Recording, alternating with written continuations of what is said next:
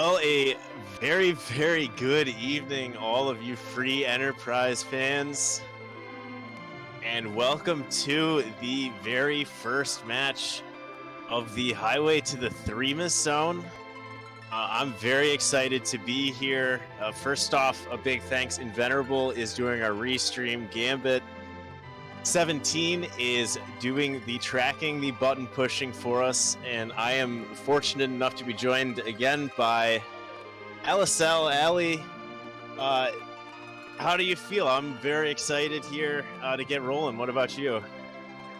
I am absolutely thrilled to be here tonight. And speaking of thank yous, we want to send a huge thank you to Randomania and Captain Uhu for all the work that they've put in on these beautiful layouts that you see here. All of these new fun features. Just huge thank you. Yep, and as always, a big thank you as well to Scala Kitty. This should be a very exciting race. We have Dia and Tybalt facing off. This is the first match.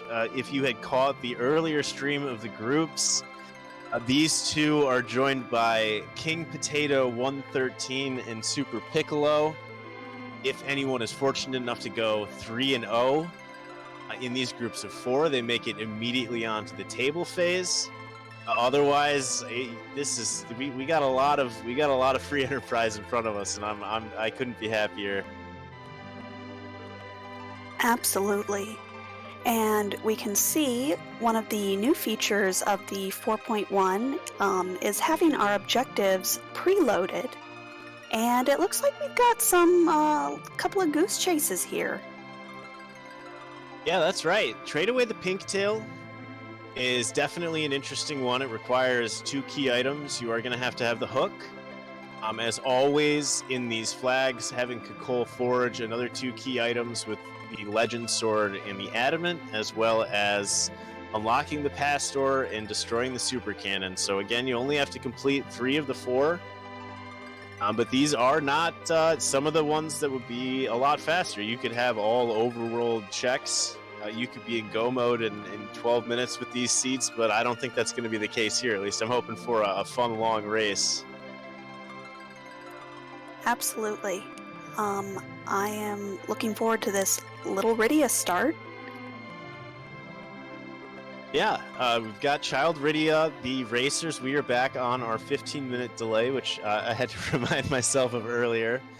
So they're 15 minutes into this race. We are just about to be off, and let's see what our item is. Let's see who that small Child Rydia is paired with. And we see a Sid and a free hook from a... it's late, y'all. Okay, Nazo. Yeah, so the hook route is quite obviously the more difficult route to get the underground access. Underground access is going to be required one way or the other to forge the Legend Sword and or destroy the Super Cannon. Sid, not a bad character to be paired with right off the open, but I think as we're gonna see, I would be on the hunt for some bonus characters, considering that you don't have to do a heck of a lot in these flags to at least see what else you got available. Nope, and we see Dia heading straight to Mysidia, while Tybalt looks to be doing a more standard check of Baron. And these Wildish flags, these, the Baron chests, because of the diminished loot, sometimes you think it's good to check, sometimes it's not, but seed to seed, it really changes. And those are some more characters. I wasn't sure who that was. Did you see those, Ali? That looked to be 2 white mages. Oh, nope, one of them was a black mage, so that was a Rosa and a Palom. And as Chance pointing out, that Baron search could be of some early value. There was a Sylph summon in this shop, though they have changed the prices. That is a big thing in 4.1. The axe has got a little cheaper. The summons, on the other hand, have gone up in value. There must be a slight lack of them rolling around the world in this new update. And speaking of T. Wildish, we see an Artemis bow found by both of our runners, and just an eddy there in the watery pass. So we do know, if you're familiar with this, Dia is potentially not too indisposed by seeing that eddy. Not somebody you would want early. But there is a very, very community popular flag on Alley that we didn't have in the last tournament. If you wanna explain what that is. I sure will. We have the spoon flag on, which takes Edward and makes him even more broken. He can equip the spoon, which gives the max attack power of 255. Yeah, so throwing that spoon used to be its only primary utility outside of maybe eating ice cream or other dessert or breakfast options. But now that eddy could very quickly go from the hide-and-go-seek champion to your primary damage dealer in the flip of just one key item. And one other thing that we're seeing here on these flags is we're seeing a lot of empty chests. Why is that? Well, this is another very unique, it's a big change from any of the previous versions of 4.1 in that you can set the percentage of chests that will actually contain loot. So while there is the T. Wildish flag, which allows for, in certain places, the highest possible tiers of loot, only 60% of the chests throughout the world are actually going to contain anything. And it looks like we're headed on up. They are really neck and neck hitting these checks as they pick up an Odin, which... not quite the Sylph, but might come in handy depending on what we run into here. No doubt. And we did also pick up a Cecil there in Damsian. Wow, what would...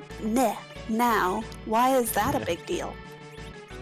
Well, Cecil loves his swords, and Cecil in these flags is a very, very double-edged sword. As it looks like that was a Tella with a Bahamut, so Tybalt is passing on that. But Sid... Oh, it is late. You are right. Cecil... one Cecil has to be your anchor. So whereas in the previous iterations, after maybe some of the earliest versions, the center character on your team was going to be the one whose agility was used for the calculations. If you have a Cecil... you have to use that Cecil's agility. So if you have great weapons for Cecil, you might put up with Cecil. If you can get 2 Cecils, you can have one be slow. But once you get past these early checks, having a fast Cecil, even with a pretty strong sword, is going to speed these bosses up tremendously. And it looks like Dia did not want that Cecil and having to worry about vanilla agility, but I think Tybalt was required to take him because he did not pick up those 2 characters there in Mysidia. Yeah, so we'll see what Tybalt chooses to do when that option is presented. Also passed on the Tella, and as we see, Dia chose to get the Tella, so they were very much in the literal exact same position just a minute ago, and now we're seeing some deviation. I think this is going to be really common with these races. Is there are all these free characters, there are all these different types of strategies you might use or feel more comfortable using, and so who you pick, who you end up with, there are I don't think there are that many wrong choices as long as it's what you're comfortable with and it's what you like doing. Absolutely, and just kind of having so many characters to find, you're really not limited so much as in, say, previous tournaments where, you'd only have 5 unique characters or possibly 7 unique characters. That's true, and while there are no limitations to where or who can show up. There is someone who is going to be very noticeably absent, Allie, who was a very, very big deal in the last tournament that we had. If you know who we're talking about. Yeah, we've decided that Fusoya is just a little bit too overpowered, and just makes these races kind of not as competitive. So we've decided to let the Moon Man rest, and you have to do this on your old laurels. Yeah, something I really like. Fu took a lot of the intrigue out of boss fights because you don't have to think all that much if you can just cast nuke on everything and carry on. But this is actually, so Tella has one very unique attribute at the start of these games, and I'm wondering if this is what pushed Dia to want to take Tella, and that is watching Tybalt do that whole walkout. Tella starts with the exit spell, so while he's maybe not the ideal white mage for your party, he does have one spell of value at the start, as they both get through this Valvalis no problem.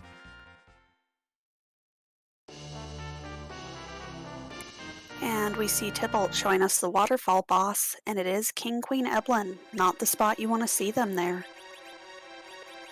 No, absolutely not. And while the characters are free, there is no free key item. We give Eddie the spoon and all of that potential power, so we are not that interested in letting him also hand out a key item from the comfort of his bed. But with the hook, that was an interesting key item, and I want to see what Tybalt gets here.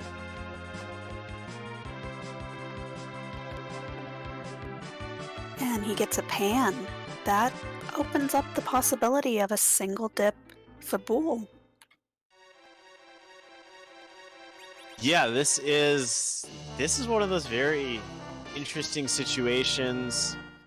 Bull might be something you want for XP. We haven't seen an edge yet. There could still be an edge, I believe, on the way up to Ordeals. So we're looking at, not the freest of hook routes, depending on the boss, or depending on if we find an edge who is really the go-to free character that you're looking for in these seeds. And it looks like Dia's headed up Ordeals. Did you see who was in the Baron Inn? It was another Edward. So you've got your choices of Edward. Speaking of Edward, no shortage of Edwards. There he is at the top of Ordeals. I think you have enough power for this. I would be sort of a little uncomfortable taking maybe a bad back attack boss here. I don't know how you feel about Ordeals in this position. Yeah, I would be nervous, but I am not nearly as good as either one of these runners. Also fair, it looks like Tybalt is grabbing his characters here. This is one of those situations where, if you're doing a big community race with 10, 12, 14, 17 people, or at least if I am doing it, there's part of me that's just saying, just go do the hook route, see what you get, see if you can get through it right now. But in these 1v1 situations, you really have to think, is it worth fading this? I'm not competing against 18 people where, my best chance at first is to pick a gamble or two correctly. So you might want to route in, these early checks just so that you don't let them slip your mind later on. But there's part of me that's thinking, there's a shop down there. There are some items. There are, this is as standard, so you don't know what you can get from that shop. There's a character. I'm interested. Yeah, I like this divergence right now. This should be interesting to see. Absolutely. And you can always hope for a possible vanilla edge down there. Yep, the character, something like Hourglasses would, not drastically, but that would make this Mylon in Gast fight move a little bit faster. Bacchus Wine. This is as standard. So we are going to see all of the greatest hits of items in the item shops, and this is T Wildish, so you can pull basically anything besides an adamant armor or certain tier 7 weapons out of any of these chests that are down here. And this is a loaded shop.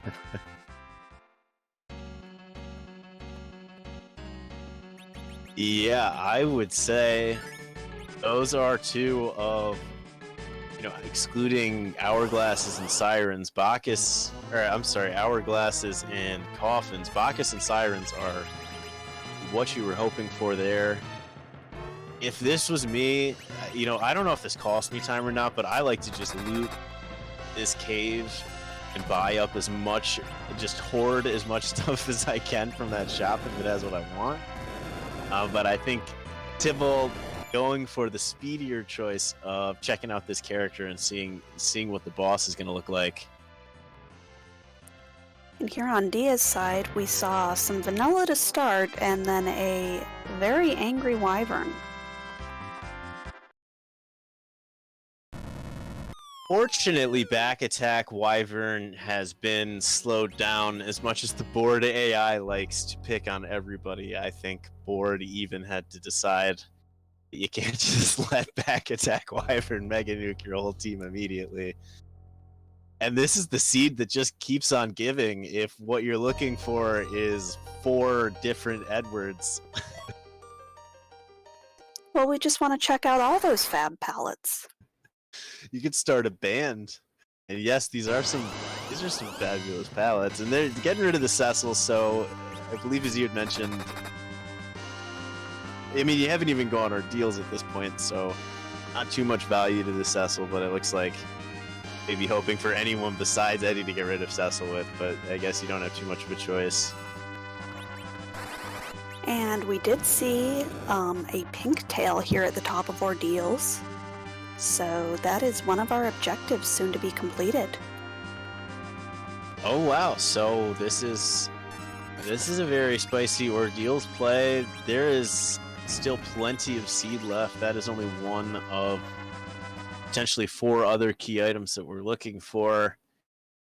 But ordeals is something that you do have to remind yourself. As I said earlier, when you want to make an early hook dive, you gotta keep that mental checklist of what have I not done? What can I get out of the way quickly that the other person might have also done? So here's hoping potentially Tybalt keeps that in mind, but even not getting that, you don't necessarily have to turn in the pink tail to win this seed.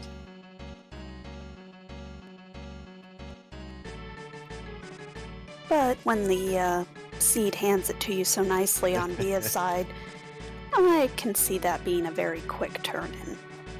Yeah, I don't think Dia is going to not turn it in for sportsmanship reasons. She's out to win this race, just as Tybalt is, and we'll see if the time gained is still going to be there, because Dia did pick up some XP. She got that key item. This could be something of value that you can use. These are the types of races I like. People are choosing different directions, and this is fun to watch.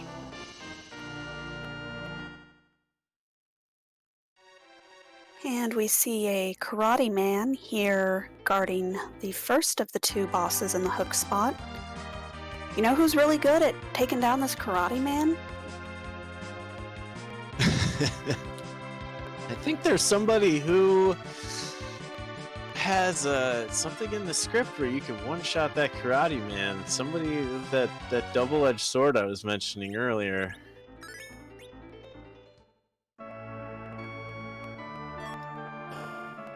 Yep, but we'll see what our runners decide to do with these this first boss here, where Dia is going ahead and picking up some items from Baron Inn and deciding to take on this Edward.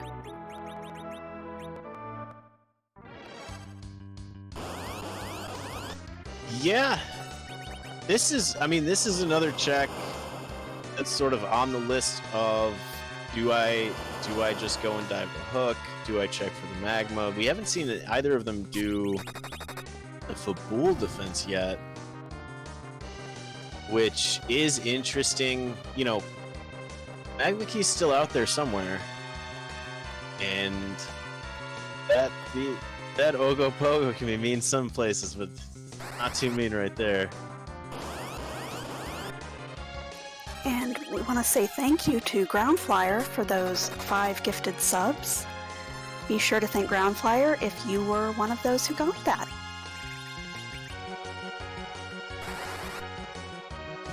Wow.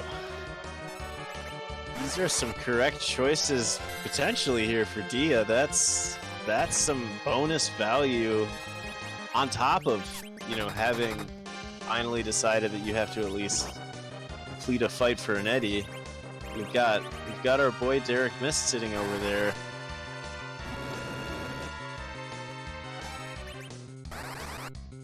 Radia's mom was just trying to get a drink at the bar, and we still tracked her down. And it looks like Tybalt is going to go ahead and head back out of that cave. That boss just a little too much for right now, and continues to find value.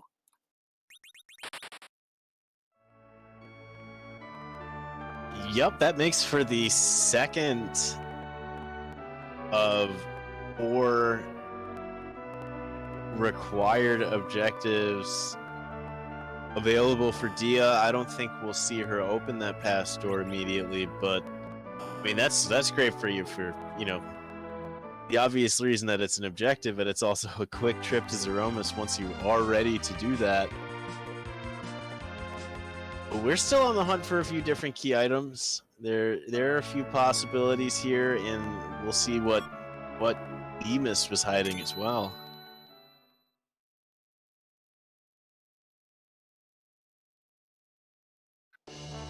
And Rydia's mom is holding the Legend Sword.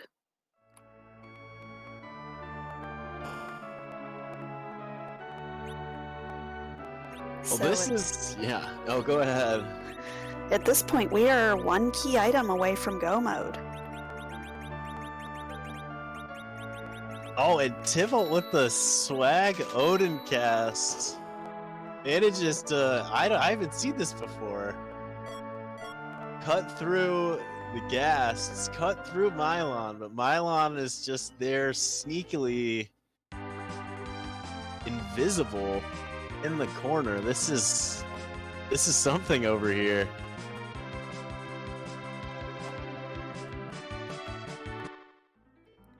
Yeah, this is different. I don't think I've ever seen this. This is a new one for me.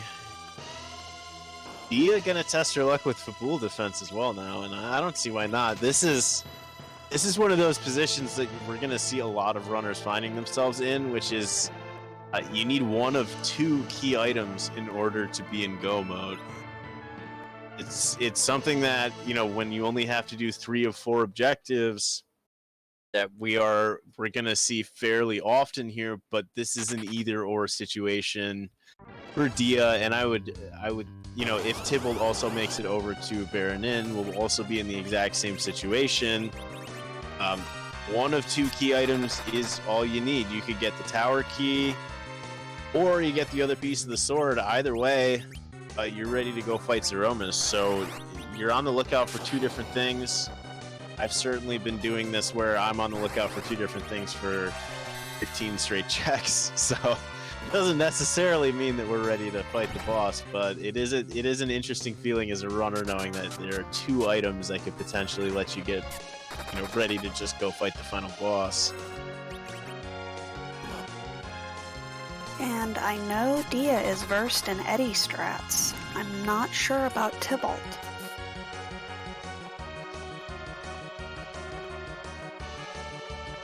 Well, given the key items and the multitude of Edwards we've seen, it looks like the seed might be asking for somebody to at least give it a try with Eddie strats.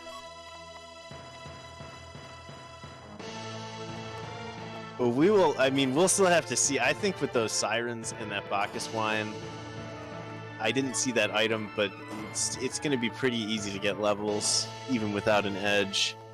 So we might potentially see them, but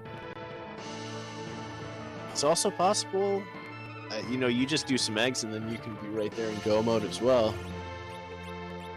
And Chad is letting me know that Tybalt has also done some Eddy strats, so that's personally what I'm hoping for. Battle of the Edwards. It is a sight to behold, that is certain. It's something that's been on my list for quite some time that I've never made it quite all the way around to, but I do certainly love having the opportunity to see someone do it.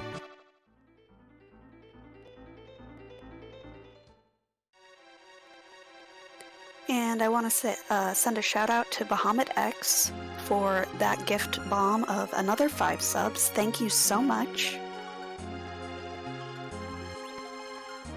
Oh, the support picked up right where it left off with the Fabul Gauntlet.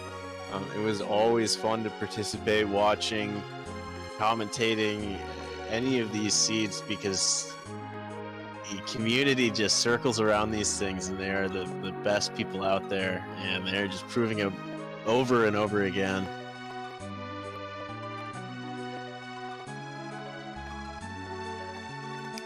And Tybalt has gotten through that awful wyvern there at the back attack spot, and is going to be picking up his pink tail.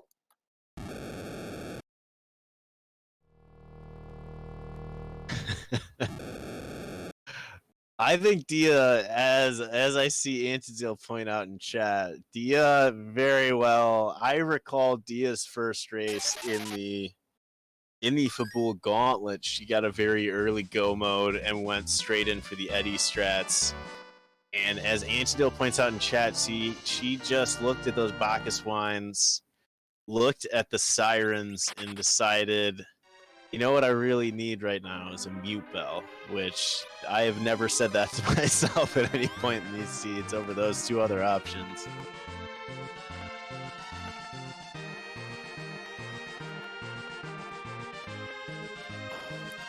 And we see Water Hag here at the top of Mount Ordeals.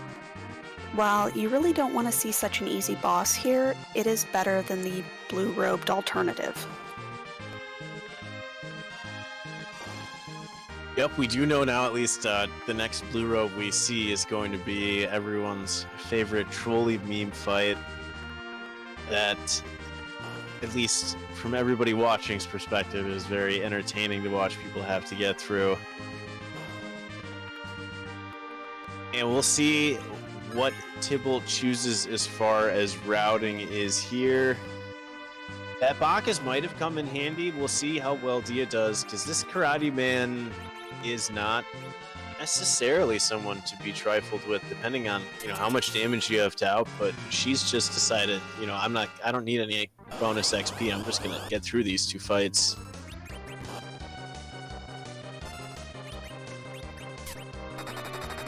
And a big thank you to Haka for the 5 gift subs again. Thank you so much to everybody for your kindness.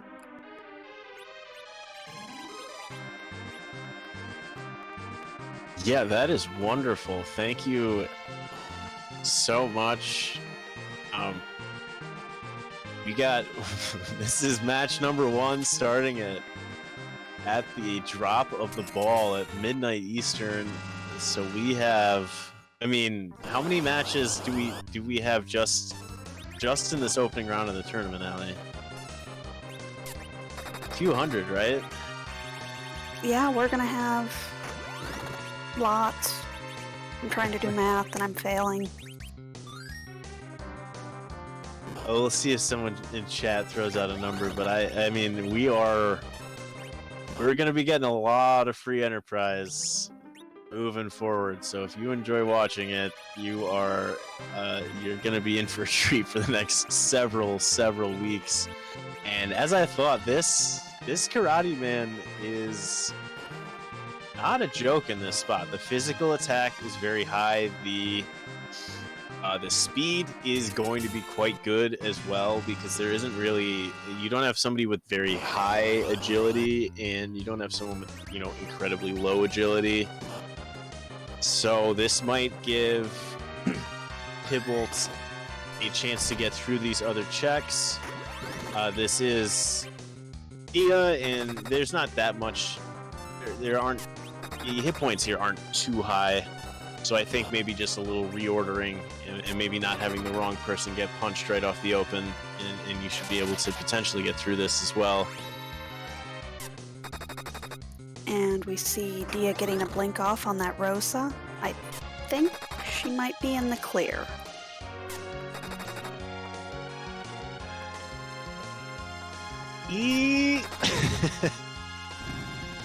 As long as she gets the damage before this kick, yep. Okay, that was perfectly timed. That last kick had done right around 150. So had one more kick gone off, she might have been in some danger. And this is the dolls. This is that Odin spell might come back into play here, Allie. Yep, that with that Odin and that Rydia, that is free. It is free. It is free with a slight asterisk. It's like having a low-level Tela try to cast high-level spells. You do need it to connect, but yeah, it is a one-shot kill to all of these dolls, and none of them will just hide invisible at the top of Mount Ordeals as long as this Odin cast goes off successfully.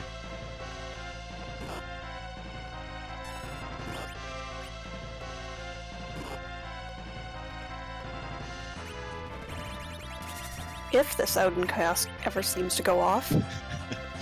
Dolls take their very sweet time, and there it is. That is strike one. I recall, I think Penguinator was racing somebody in this spot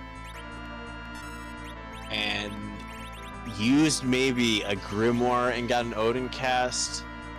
But in the other person they were racing against was trying to get an actual Odin cast off with an actual Rydia, and that was what made me say, you know, it's free, but you gotta actually get the cast off. Was because I recall that Odin can get grumpy. He doesn't always like to chop everyone in half.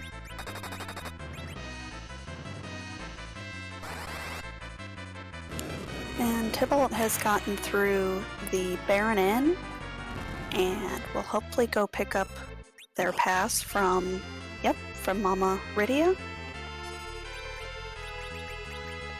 Yeah, and this is really, like, as I was saying, Allie, this is what's fun about these seeds, is they both will only need one key item, and there are potentially a lot of places that you can find it. I would expect maybe them to go check the pan, but this is what can make any one of these races really anyone's race. Even if if you're a couple minutes behind getting underground and you pick the right trail to follow, you can easily make up some ground, particularly with these flags and all the XP you can gather and everything else.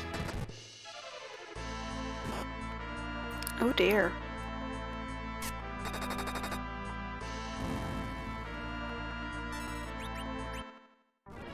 But would you like to explain what happens if you leave three or any dolls of one color?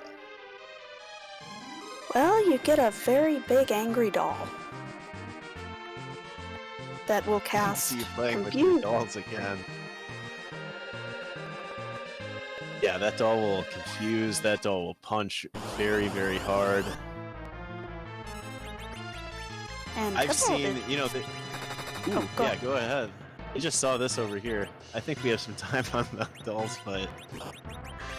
We see Tybalt going into Eblin Castle, knowing that he's going to need to get some levels, is deciding to go ahead and take these trap chests and hope for a pretty nice item.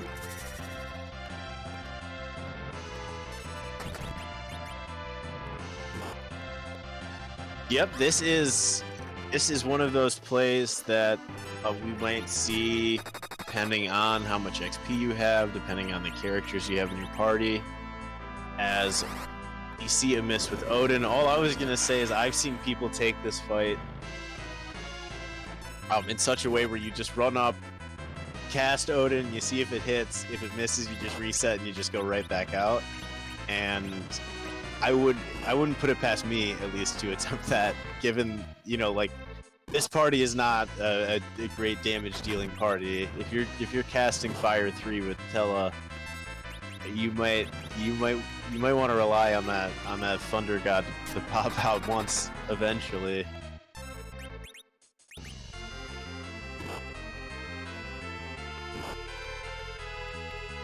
And unfortunately, Tybalt had a little run-in with the with some of those creatures there in Evelyn Castle, and looks like he's going to be giving the dive another shot.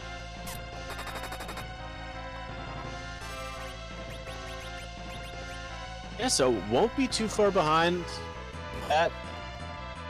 I mean, that karate in that spot it will give anybody trouble. I am overly familiar with heavily physical attacking bosses in that spot. And we'll see, you might want to loot some of these chests. I would certainly be interested. I mean, I just like digging around in these chests to see if there's something of value. And But does it has the 2 key items. Yeah. Sorry. Hey, you were saying I didn't see what he found. I was glancing over to the dolls fight. Did get a crystal armor, which will be able to buy lots of sirens.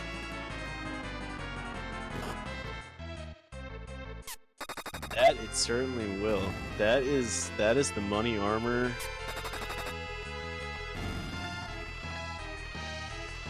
Yeah, in an interesting situation here. Needs both of these dolls to go down.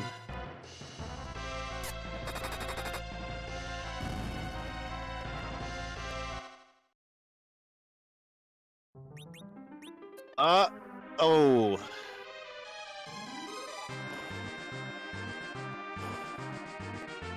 And we see her heading in for her third attempt. Is it going to be 3 strikes and Odin's out?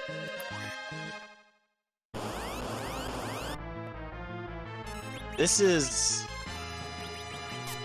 one of the more cleverly tough hook routes.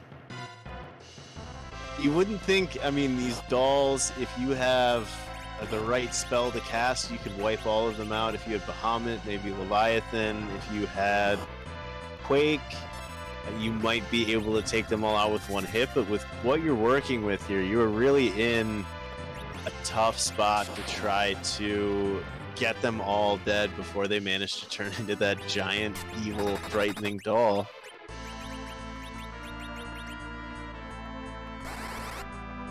And that is a swing and a miss.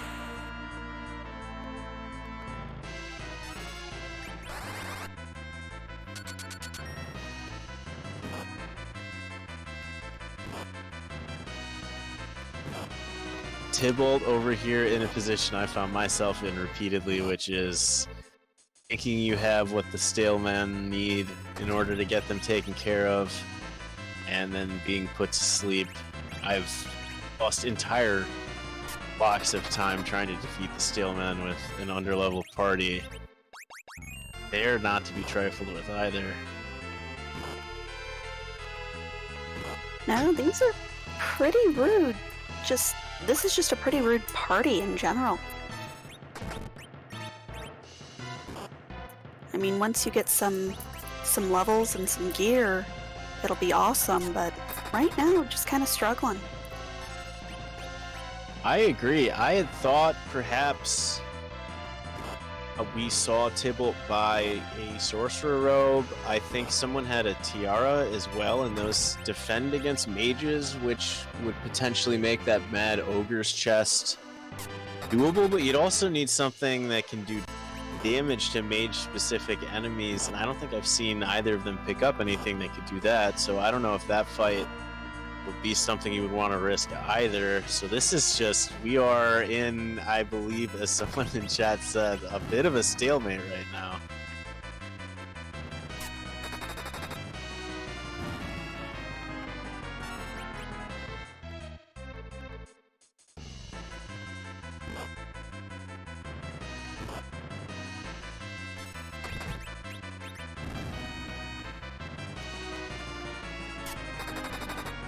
And we're looking at Dia's switching up the strategy again. This is the slow and easy does it strat.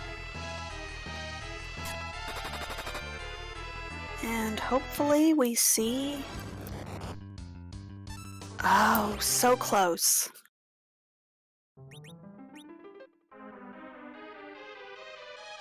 That is rough. That is the issue with Rosa not being berserked, is you really only get that one hit to try to get rid of that last doll. It all comes down to that one shot. And yeah, I mean, this is the lesser of every available evil with this fight. And she is, you know, we would need somebody to explain the exact calculation for how likely Odin is to go off, but that's also 3 Odin misfires. This is a bit of an unfortunate situation, but also this is just an example of how difficult some of these hook bosses can be. But 4th time is the charm, and Dia gets it.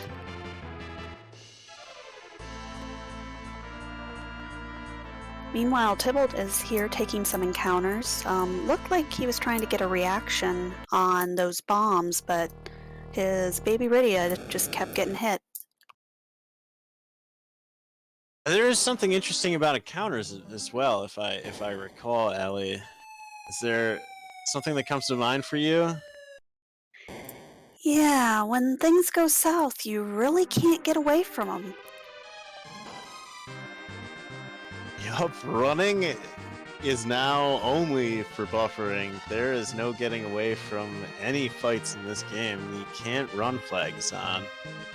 And speaking of running, Dia is running out of this tower, and I would be very, very, very happy to see that trapdoor, even though I've fallen down it Lord knows how many times. And Commander Leonhardt noticing that it was a lunar sparkle at the top of tower.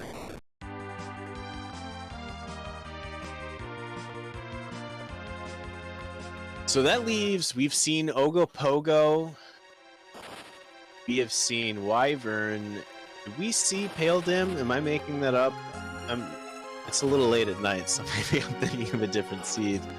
We have seen Pale Dim, that was at Fabul, so it is down to Plague or D-Lunars. Okay, so I mean, that's 50-50. Again, with this party, a slow drudge of a fight. Actually, I mean, kind of either way. Plague would be a lot more free and less hassle.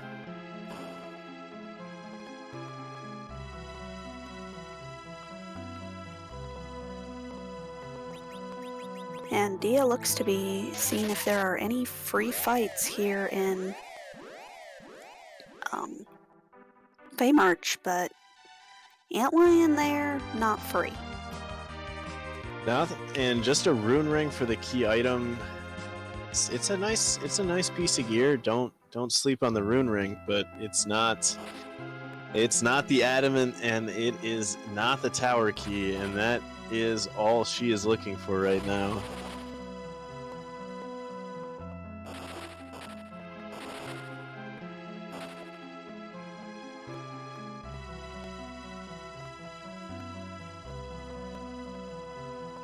And we'll see if Tybalt, I believe, got some XP here, going to take a swing at Karate Man.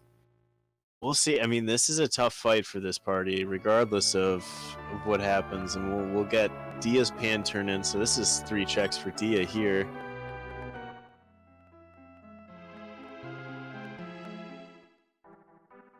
Only a power shirt from the Sylphs.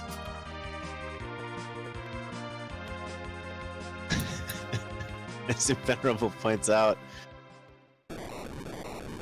Tybalt fighting Karate Man in the tower, Dia hitting Karate Man with a pan down in the Feymarch. We're in the Sylph Cave. A lot of Karate Man, just not on your own actual team right now.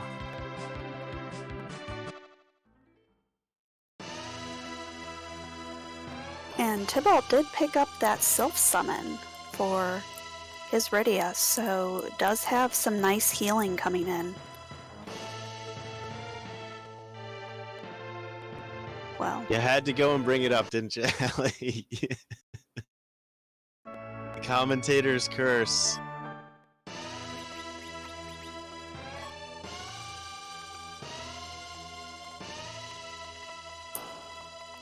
someone in chat called Sheila 1 having the magma key. Well, someone in chat was right in that case. Those are two more key items of very suspect value, depending on who's in the bed, but Dia doesn't appear to have that much interest in getting XP on the characters. That pan fried Dia's hopes of a quick, immediate run into Zeromus, so she's gonna have to pick some fight somewhere in order to get moving again.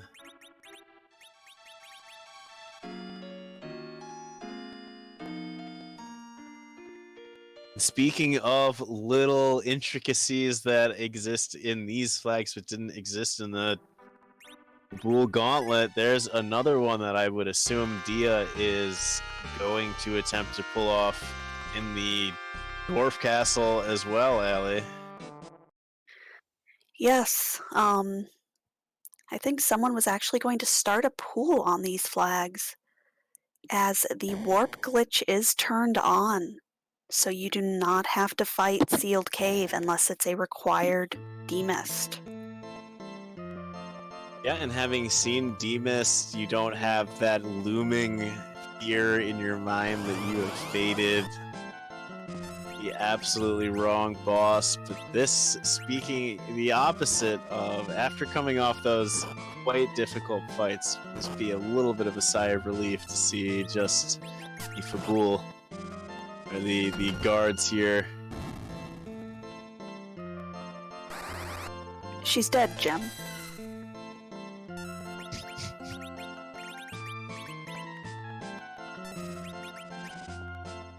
This is going to be some good XP. I wonder, you know, there are seeds where you have us in the first, you know, the first third where you say this is going to be a real rough seed and then it gets real easy. There are seeds where in the first third you're saying, well, this is half a step from go mode, and then you don't get anything until you defeat all the Feymarch bosses and get up to the moon. So maybe Inven had us in the first half. We'll have to see what the rewards are from here.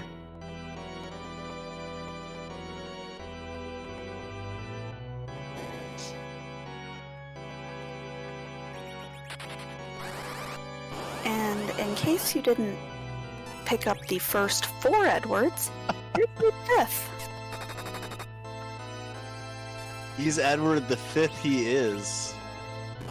The 5th. And Mom, no slouch. Probably not going to be too much of a challenge, but it's going to take a little extra time, which I feel like if I'm either of these runners, the one thing I don't think I have on my side right now is time.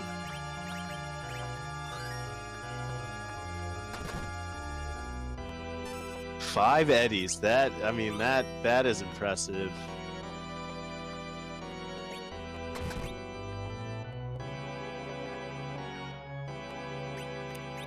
And Tybalt showing off a little bit of an alternate grind. The Sorcerer and Blade Man grind. Something that I have had to do in the past.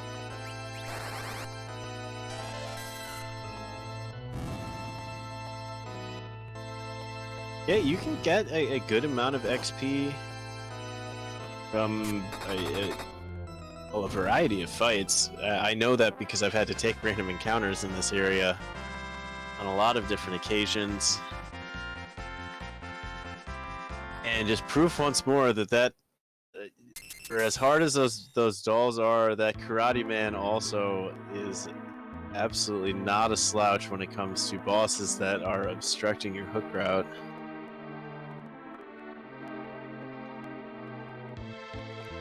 And our Quake Kid is now quaking.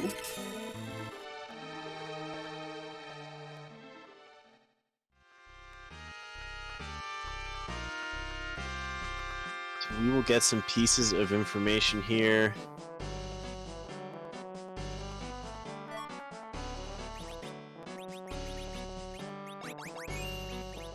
And we see a darkness crystal.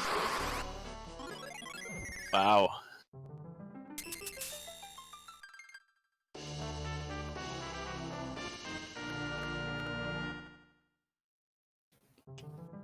And a free coffin. Yeah, that way you have it, just in case you need it. So here we are again. These are the types of seeds where, you know, you only need one key item, and you almost dread seeing that darkness crystal, because now you have everywhere that you can choose from, and maybe you choose based off what your party has. Maybe you want to pick up that 6th Edward on the moon. Maybe you want to go to Giant and pick up the 7th Edward at the end of the Giant. But after that type of a hook fight, you really want to hope that whatever you choose is going to be the right choice. Absolutely. But Dia, not wanting to leave anything behind here on Earth, does go for a keyless tower play.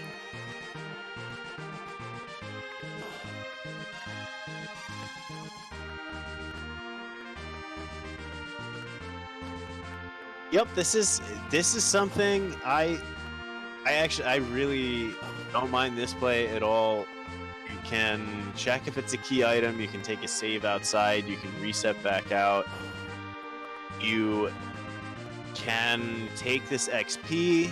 We have some people, Leonhardt in chat, who may or may not have also called the Magma key as Sheila 1, has said that this is going to be the vanilla tower key. So we may or may not end up with the rundown, and that could be go mode, or we could get a second coffin, and it's Invent said in chat, maybe an Earth Crystal and 2 more Eddies.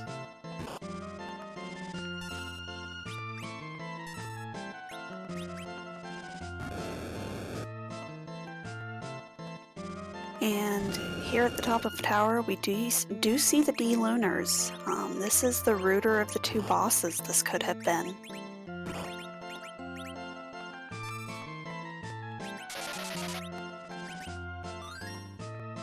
Yeah, I was curious,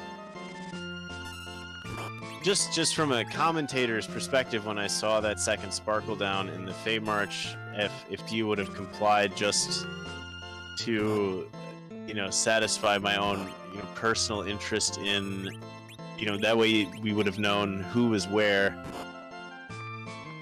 Because, yeah, this isn't the one you prefer, but she's setting up for hopefully a very entertaining strategy here, assuming that all goes to plan.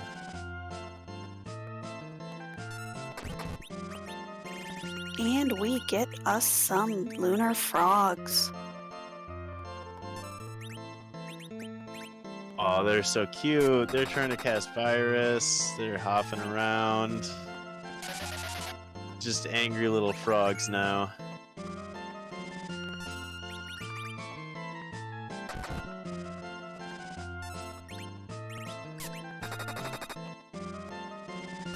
For anyone who...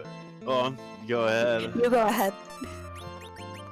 I was gonna say, for anyone who didn't catch what that was, the D-Lunars cast a breath spell that is intended to load your team up with about 8 different maladies, but you can reflect at least the frog portion of it, and then you just end up with these cute little guys down here.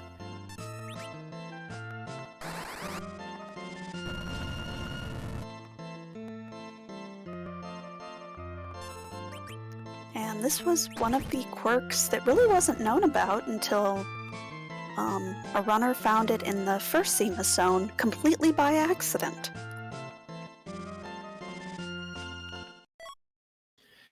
The happiest little mistake of anyone's career. And that was too quick for me. Did you see what that was? That was go mode, tower key. Oh, Commander Leonhardt, I'm gonna have him read my fortune before my first race in this tournament, that's for sure.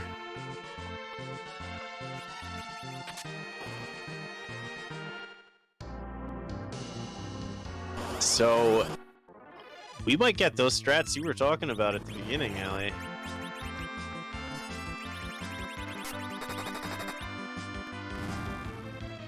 Well, we'll definitely have to see, because one thing about Eddie strats is they are not quick.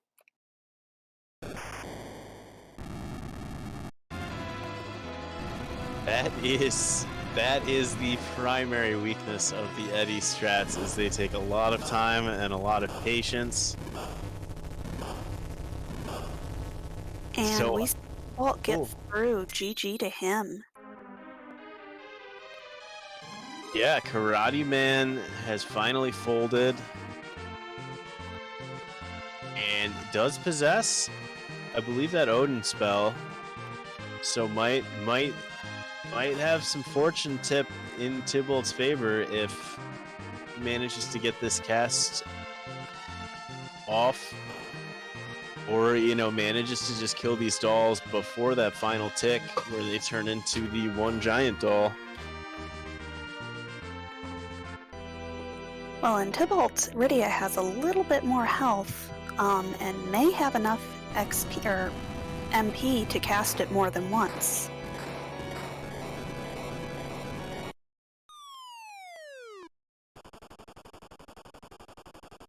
That's true. Good shooters keep shooting, although maybe it looks like using a Sylph cast, so might be going for a more straightforward beacon and try to kill all the dolls as we saw Dia use with eventual success.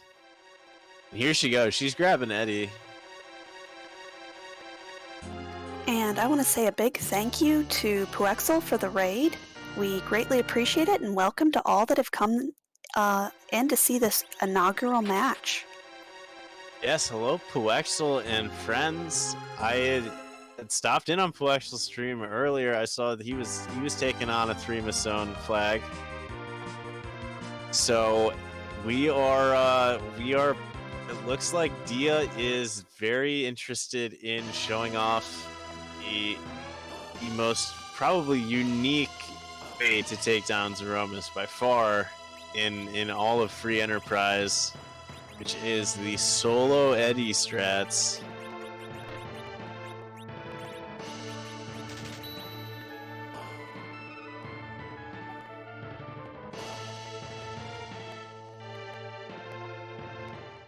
And picks up 36 of Star Veils, because you're going to need them.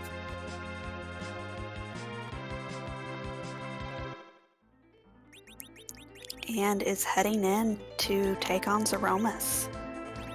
And at this point, I do believe we have a question we ask. Well, there is for this inaugural tournament one. I guess final thing to explain is we haven't managed to see our Twin Harp, and that is our lovely Restream admin and artist Scala Kitty has designed hundreds of Threemus sprites each fight. We're never sure who we're going to get.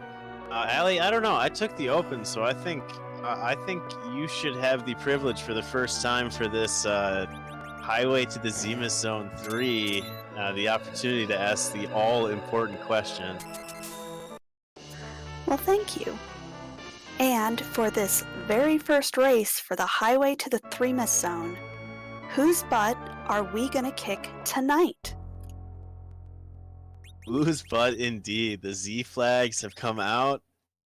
We are moments away from what is going to be not a fast Threemus fight, but this is going to be a very edge of your seat. And this is how she opened up her Fabul Gauntlet? She obviously made it very far in that one.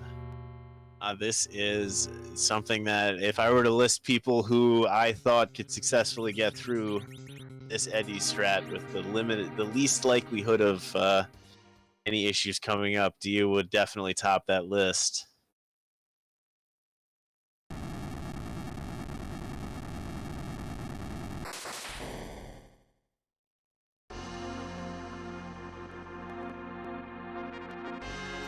And we see Tybalt's in a little bit of a spicy situation.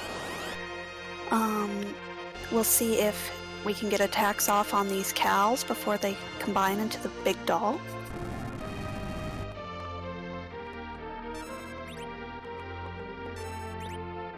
Yeah, this was the trouble that we'd seen Dia run into. Very close. But it is butt time, so let's first take a peek at this butt. That is going to get kicked by one very low level, one of the 5 available bards.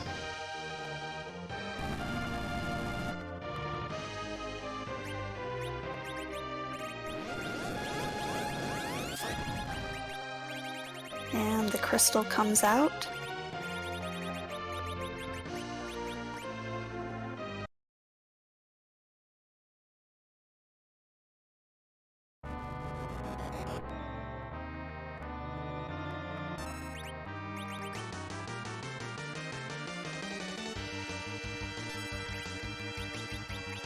And it's a little teeny tiny butt.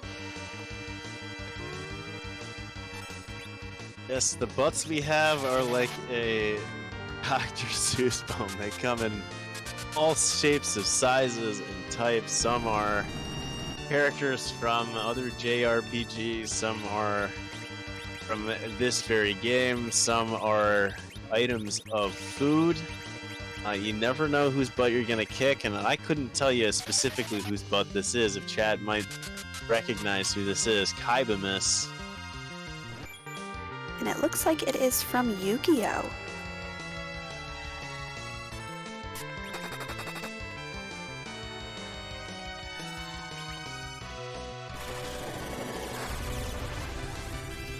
So this is the beginning of the Eddie strats, but certainly by no means the end.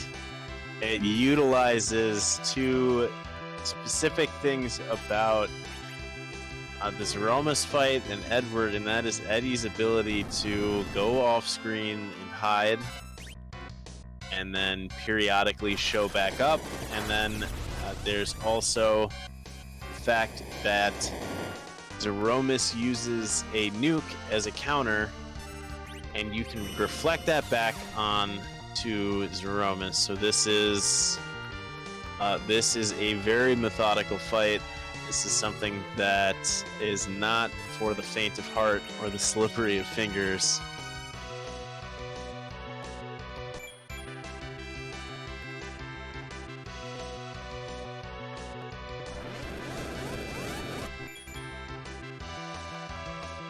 And out comes the first bit of damage onto Tybalt.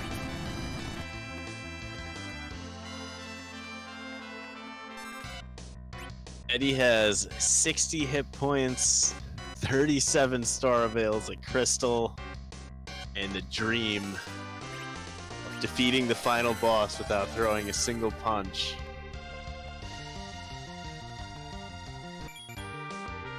And Danebread in chat asks why the pausing on the nukes. I believe Dia has stated it helps with lag? Oh, it's suppressing the nuke cast.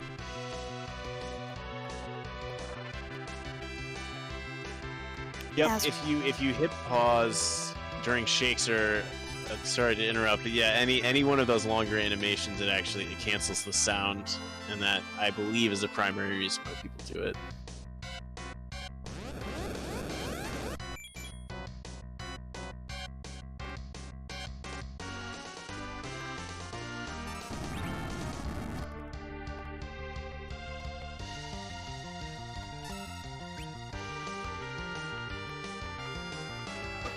And there's Tybalt with He cast. I don't know if that's what you're about to say, but I am excited for him.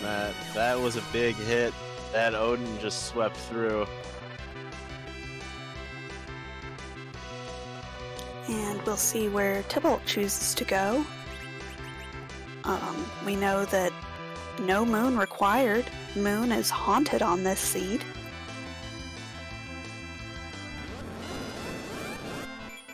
Moon by no means necessary for go mode, as yeah, Dia didn't even launch the Lunar Whale. There would be, technically speaking, the possibility that a piece of the sword is up there, but this is the beauty and the wonder of these complete 3 out of 4 objectives. Is even if the other piece of the sword could be in the Fey March, Tybalt could go down there and do that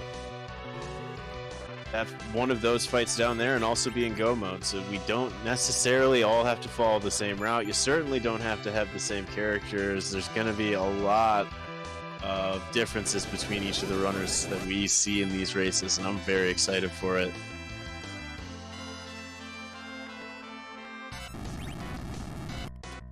Absolutely.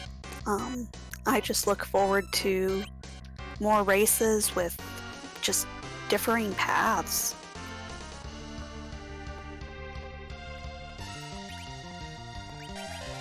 Yeah, so many characters, so many choices,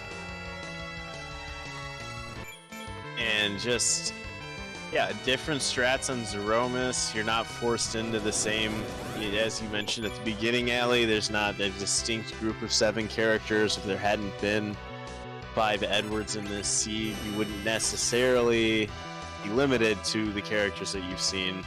This was just Inven managing to roll an entire family band of Spoony Bards. So there's going to be, I think, just so much variance in these seeds, and you don't necessarily, I mean, you don't even have to get go mode the same way. I'm pumped for all the rest of this as we continue to move forward. And I don't know if you saw what Tybalt just bought, but he has also bought about 40 star veils.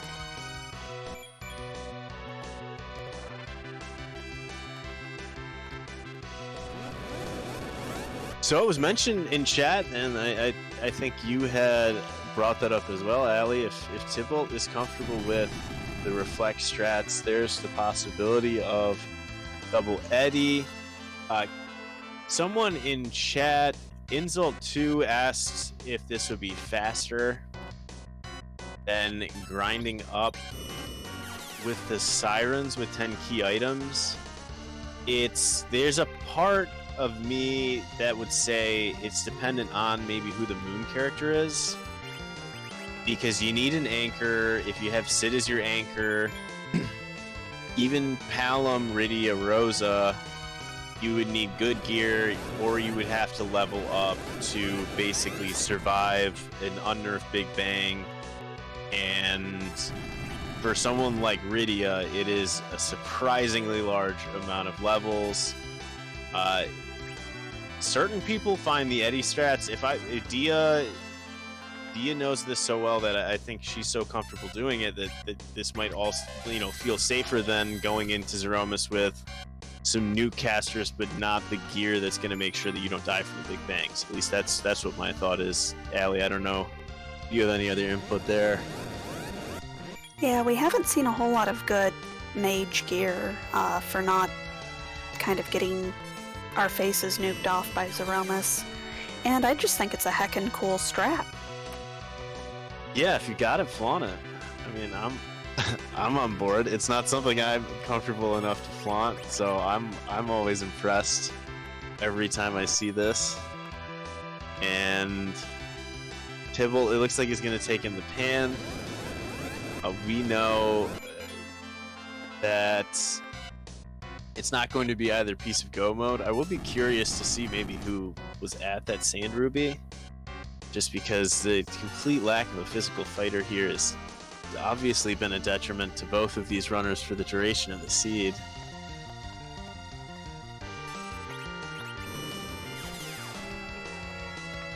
just hate to see an edge there.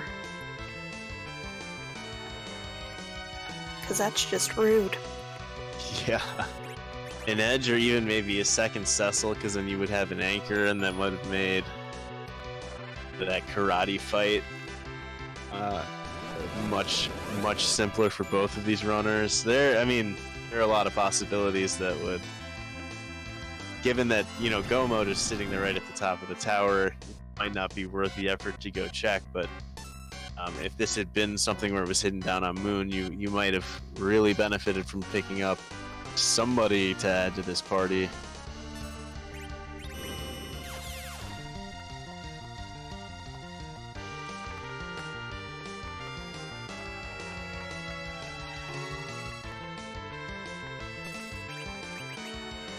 And we keep seeing those star veils go out, and that crystal kind of be thrown at Threemus. Yep, and people in chat are discussing the validity of going up and potentially doing a D machine grind. That is another thing. The can't run makes it slightly more difficult to get into the fight. There are some new manips that I am sure we will see from some runners moving forward. I haven't learned those either. I'm woefully underprepared if that happens to be something I need to do. So we'll have to see moving forward, how effectively people use all of those new charts when it comes to tracking down that D machine fight. Yeah, if I ever have to do a D machine grind for mine, I will find the Luca key and I will go do doors. People in chat are pointing out that it's very easy, but they don't quite understand that old dogs refuse to learn new tricks in any capacity. And as Puexel is pointing out in the chat, if anyone was relatively uncertain with regards to the exactly how this fight is working, the use of the crystal is proccing Threemus' counter script, which is to cast a nuke. And Allie, maybe you'd like to explain why it's so important that Dia herself doesn't actually do any damage to Threemus after a certain amount of hit points have gone down. Sure. So, Threemus typically has about 100 and something thousand HP, but the SNES didn't know how to handle a number that high. So halfway through the fight, usually about 45,000, he triggers a refill, but only on direct damage. Yep, so you're avoiding a lot of damage, basically, by just reflecting this damage.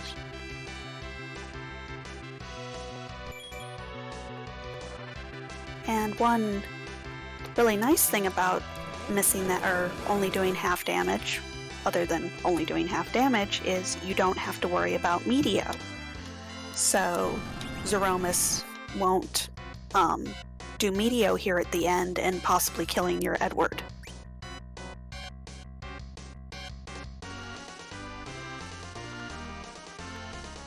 Yeah, so this is, I mean, the people who pioneered this strategy have come up with something very, very clever as far as the general way of getting through it. It's certainly not the fastest, but apparently you can also just cast a virus on Threemus and then hide for 14 and a half hours, so it's technically not the slowest way of killing Threemus either.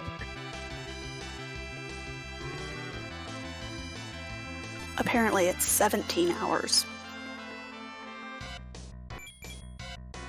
I'll take InVen's word on that one. I'm not gonna perform that experiment myself.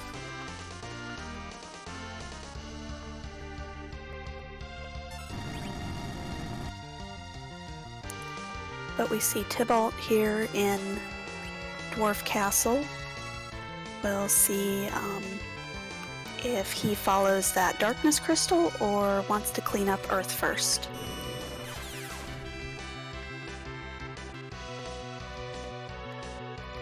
That is a very interesting question. That I forgot that darkness crystal is going to come from this dwarf chest, or this dwarf check, and that could lead to, yeah, as was discussed earlier, you know, you have all sorts of different things that you could be chasing right here. Dia fortunately chose on the first play, even after having the darkness, the correct location, at least for one of the two potential key items that you needed. Will Tybalt be as fortunate? I guess that remains to be seen. As fun as and as interesting as these Eddie strats are, it does take quite a hot minute, as we're seeing as well. And even though it takes a while, it is terrifying the entire time. One mistake and Dia would actually have to start this whole fight over again. You are putting a lot at stake. Mechalink in chat, you know, this is the question that, I mean, everybody asks is, you know, there are other options. There are options to grind. I mean, we'll have an interview with Dia. We'll see what she says, because obviously I would assume she had considered what her options were. But the party that you were looking at going into the Z fight with, I think that's what I expect her answer to be, was that I wouldn't have felt that comfortable doing reflect strats, even with a heck of a lot of hit points on each one of those mages that I would have had, just out of the fact that they didn't really have any good gear equipped on them to begin with. Yeah, both your Palom and Rydia and Tella just don't get the kind of HP that you would like to see. And Sid is delegated to doing chemist duties.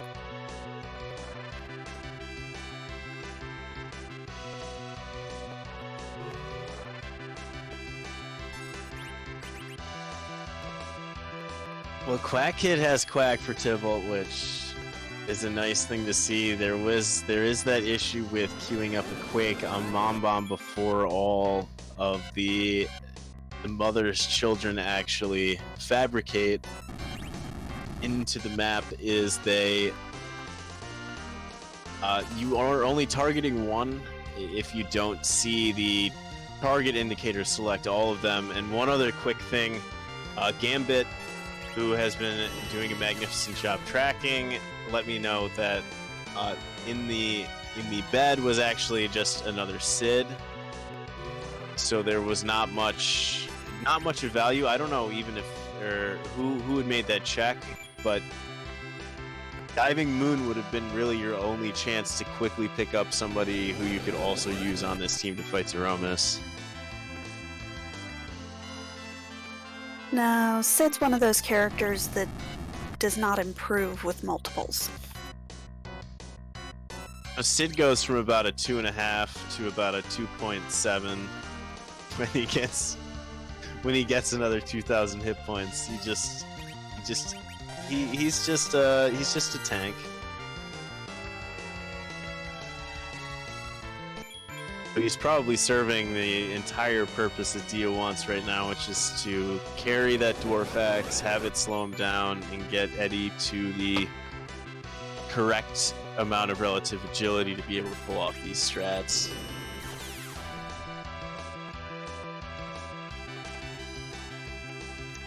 And we see Tybalt pick up the Darkness Crystal and does not forget the Warp Glitch, and picks up his coffin.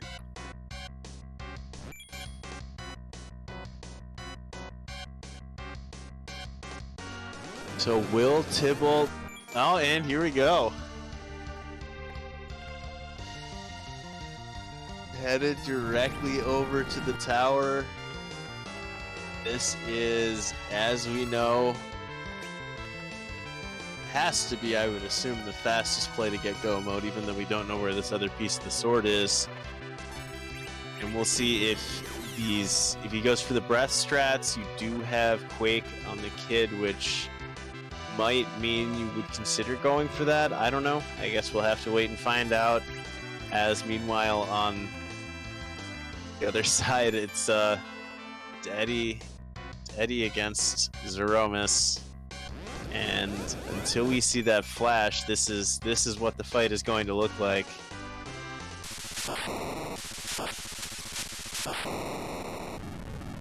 And speaking of flashes, that is a dead Threemus, and GG's to Dia. So the winner of the first match of the Highway to the Threemus Zone Volume 3 is Dia with the Eddie strats. GG's, get the GG's out in chat for Dia. That was very well done on what was a painfully difficult hook route. And it sounds like we may be getting one additional treat before Dia comes in for the interview.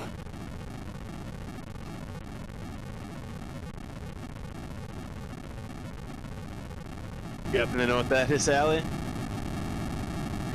Well, I do believe Dia is going to give us our music. So one fantastic quality of life feature that was added into 4.1. Previously, the only way to find out what those tunes were going to be would be to track down the harp if you didn't have it, go all the way there, go through the cutscene. Now we have a much more streamlined process of being able to get a quick musical encore at the end of these seeds.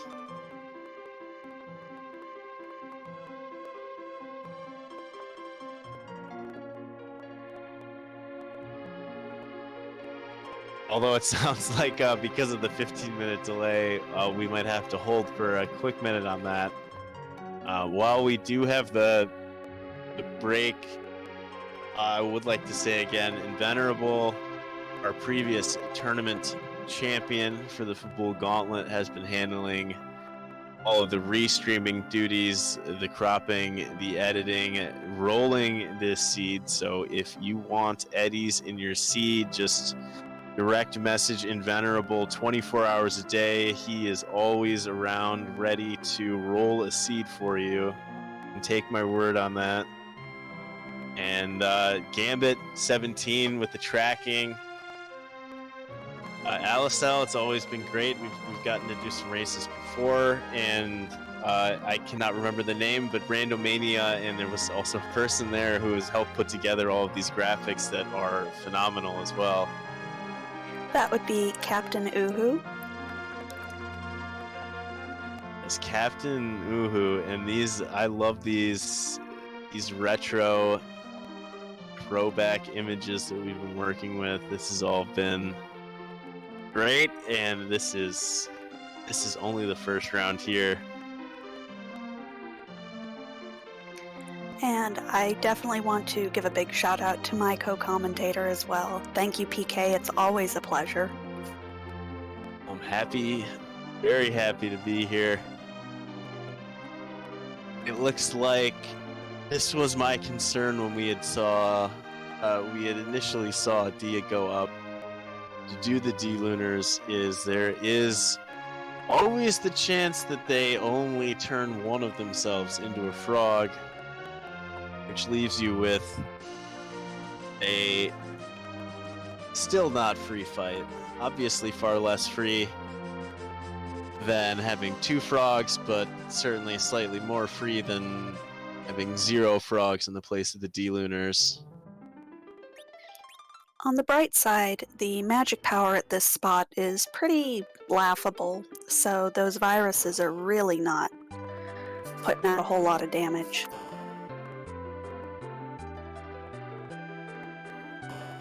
Yep, as far as places to run into someone who's gonna cast vindictive virus. Oh wait, we've got the music coming up, so I'm gonna be quiet. I didn't even notice that song.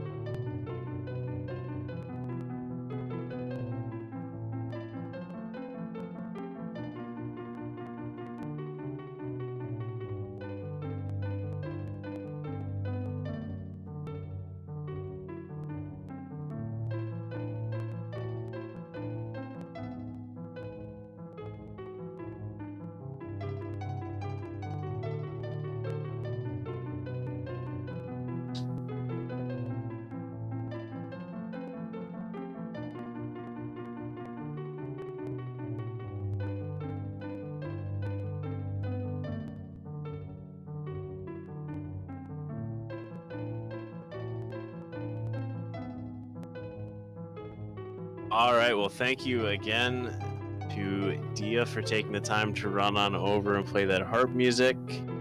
And I believe we should be joined by our first place winner shortly here. And with that, I do believe we are joined by Dia. GG's to you. Thank you. So that hook route went all right. That was nasty. The karate wasn't too bad. I just had to get a little lucky to be able to get the blink up on Rosa while she was hurt. The dolls, though, jeez, they just did not want to cooperate. Well, that Odin was not being helpful today. No, it took like, what, 5 tries of Odin to finally get it to work? Yeah, and just that party composition that you ended up with was not, really suited to taking all the dolls down in one fell swoop. Like, I could have done it easily if I went and did the Malibu chest, got Quake on Talon, but I just like, it's dolls. I don't need to do that. Clearly, it probably would have been faster. Yeah, I mean that's definitely one of those situations where it feels like you should be able to get through it, and so I mean you got it down to the last doll each time. It was it was one tick or one hit or 200 damage on that doll rolling in your favor was the difference each one of those. Yeah. And Allie, do you have a question? I was just gonna ask, what did you think of all those Edwards? I left the one Edward and Watery Pass, like, because I knew the objectives, so I was kind of like in my head, like, this could go really quick. I want to save this Edward just in case it comes down to an Eddie seed. And then just like 5 more show up. I'm like, okay. I still have this one in reserve, so I just don't need to take you yet. Just get out of here. Yeah, it was an Eddie seed.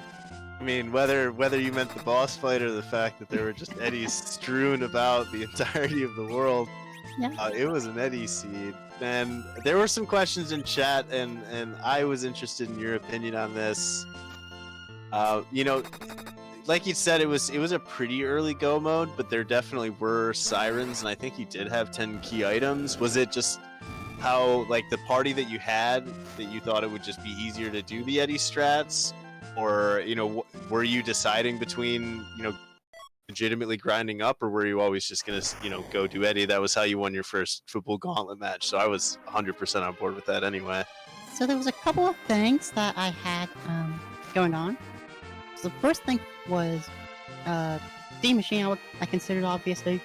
The reason I didn't like D-Machine was because I never found Ethers, so I would have to use Psych to get the MP, and do I used 2 strats to get double life glitches in order to get as many as I need. So that seemed like it was a little tough, it could go wrong, the save could take a long time. Just a lot of issues there that could go on. Sirens, I consider a bit heavier, but the fact that I couldn't one-shot the eggs, that kind of made me decide, like, okay, I have to go turn in the pass to get my crystal anyways, which is my 10th key item. So I have to go there, then leave, then get the sirens, then I'm not even one-shotting them yet. So it just kind of felt like Eddie is probably about equal at that point, and it's what the people want to see. Like, I know people wanted to see Eddie strats from me tonight, so I may as well give them what they want. Oh, I know I did. I'm only asking the question to abate the people who are debating, you know, what the right choice might have been in the chat. I know what the right choice was, and that was Eddie strats for me. I love Eddie strats. I can't, so I love to watch people do them. True. I also hoping Sid would do a bit more damage there. I took off the Artemis bow from Edward to give it to Sid. Hopefully, I was hoping to Sword him and maybe get like 3 to 5k out, but just did not happen. Yeah, those big bangs just kind of didn't roll in your favor on that Sid. Yeah. But the Dwarf Axe was nice. I was concerned that the base level Eddie wasn't going to have enough agility for you to be able to run right into that fight. But yeah. I picked up the Artemis bow in one of the chests early. I bought the Dwarf Axe, just praying like, okay, I can use this to have Sid anchor, and at that point, like, I can really gain some more levels, maybe be a bit more useful, and not have to take the time to knock her off. So, like, I was checking the agility at the end, like, okay, is Sid faster or is Sid with the Dwarf Axe slower? And Sid ended up being slow, and it ended up just working out really well with the Artemis bow, so... Well, it certainly did work out, and I'll leave it up to Allie if she has any more questions, but I just want to say that you ran into a shop that had Bacchus wines, sirens, and you looked at it and you decided all you wanted was one mute bell, and then you just ran right into the hook route, and that is a boss move right there.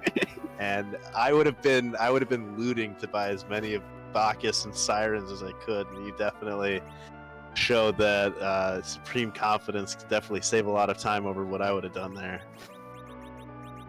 I just wanted to be safe if we saw Baron guards. Like, No sirens, get just that one to your mute bell. Bacchus. Just that one mute bell. Oh, and what would you say? Would you say that Artemis bow and Heroine robe were kind of the MVP of most of this seed? Oh, the Artemis bow is definitely the MVP of the seed. It gave me the anchoring for Edward, it gave me the damage to get through most of the early game and mid game. Definitely has to be the Artemis bow. Well, excellent. So this puts you at your first win. Put you off to a great start. Are there any last thoughts on the seed? Just this one kind of felt a lot like a lot of what I've been seeing from this fact set. Just very early objectives, need to play for the early go mode, the early Z fights, and yeah, it's just kind of that's what I'm kind of expecting from a lot of these seeds. So. Well, GG, congrats on your first win, the first win of the highway to the Threemus zone, and done in tremendous style. Thank you. And thank you guys for getting together the last minute commentary, restream, and tracking. I mean, obviously this was all very last minute, so huge props to all of you for getting this put on. Well, we just wanted to give everybody support, kind of show off, and give it a great start. And Yeah, somebody thanks did for math. letting us watch.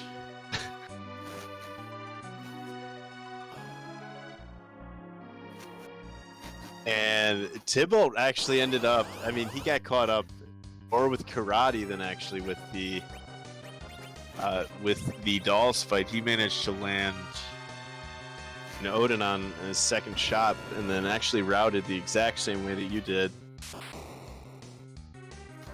Okay.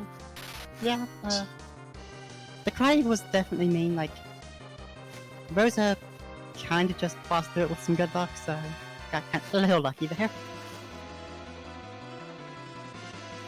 The heroin plus Artemis Flow combo just like really saved me at that fight. Well, definitely. Well, it worked, but we're about to get a reprise of music, so not to cut the interview short, but we're actually Tybalt decided to go do the twin harp and give us the cutscene. So I would like one more reprise of this. Thank you again, Dia. Phenomenal as always, and the Eddie strats were great. Thank you.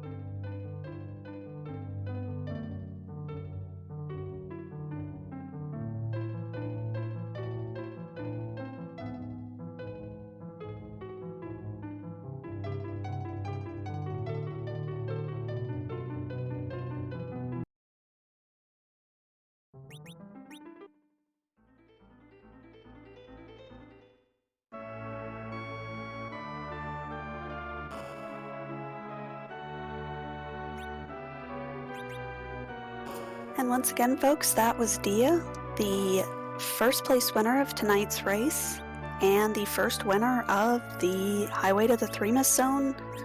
Are these the Hook? Are we in Hook?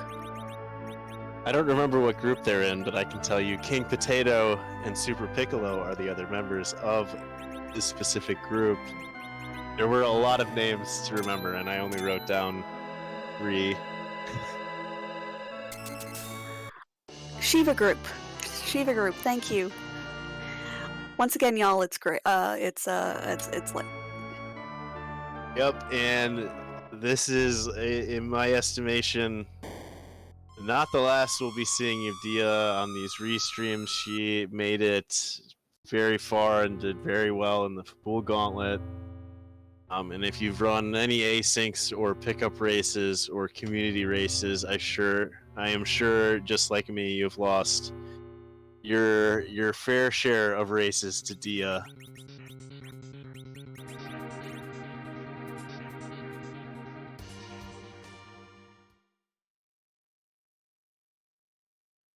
And once more, again, to kick the butt.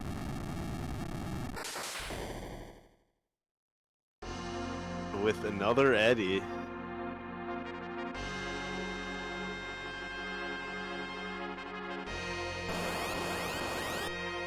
And I believe someone in chat had asked kind of how long this took or when it started and when it ended, so I guess we can say it started at 1:35 and we'll see about how long this takes. Yeah, this will be an interesting estimation. There is, as Dia briefly mentioned in the interview, it's getting later and later, and my tongue is getting more tied. But you can do damage up to about 40,000. Not saying that that's what we're going to see, but you do aim to do some damage to Zeromus in this first round. And as Dia mentioned, she had been hoping to get off slightly more damage at the beginning, but we'll see what we get from Tybalt. I saw at least 2 vampires in his inventory. You can use those to do a little bit of damage with Eddie. Obviously, the spoon would be the most ideal item that is buried somewhere that we never saw.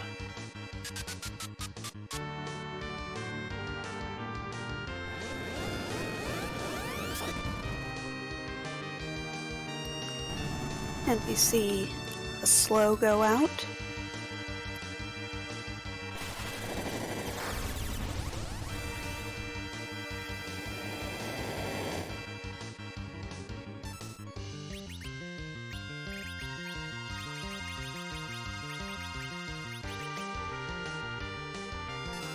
Yeah, and as was mentioned, this is match number 1 of what is going to be, I believe, several hundred matches over the course of this entire tournament. And we announced our group pairings just a few hours ago, but we will be back. We will be back with a vengeance for the next several days. I mean, for the foreseeable future, for the duration of the next several months. We have plenty of matches coming up. Allie, I don't know if you saw the groups, if there were any that you were looking forward to, or anything that you see on the horizon, but I can run over some that we have coming up as well. Well, I know kind of a bit of a death group was, I believe it was it was the one with Baka Shinobi, Penguinator, Commander Leonhardt. Let me find it. It's in my notes.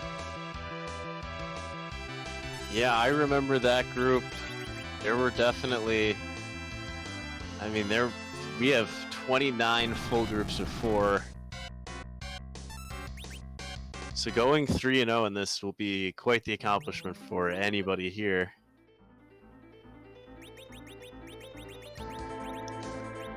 And it was Boran Soren. That's going to be kind of a death group for me. And it looks like tomorrow for me, tomorrow meaning Tuesday, one of those matches will be played at 8:30. That's Penguinator and Commander Leonhardt. We've only had a few hours to schedule matches, but we have a few that we can look up to. It looks like Penguinator has scheduled all 3 of his matches in this opening week, so he will at least know where he stands and what his eventual next move is going to have to be by the end of this week. Oh no, it looks like Tybalt was a little bit too short on agility for his Eddie, and I think is going to go see who the character up on the moon is.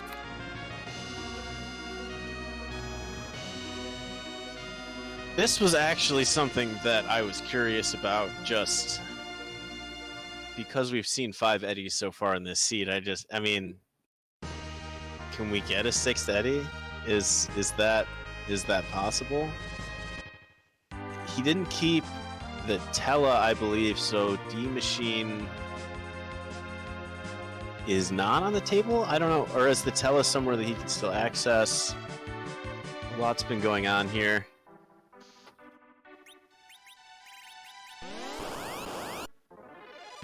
Ah, here we go.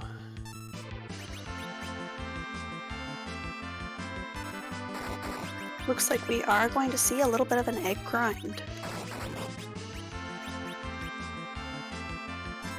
Eddie, I love you, but thank God you have that hive move, because you missed you missed a bare knuckle punch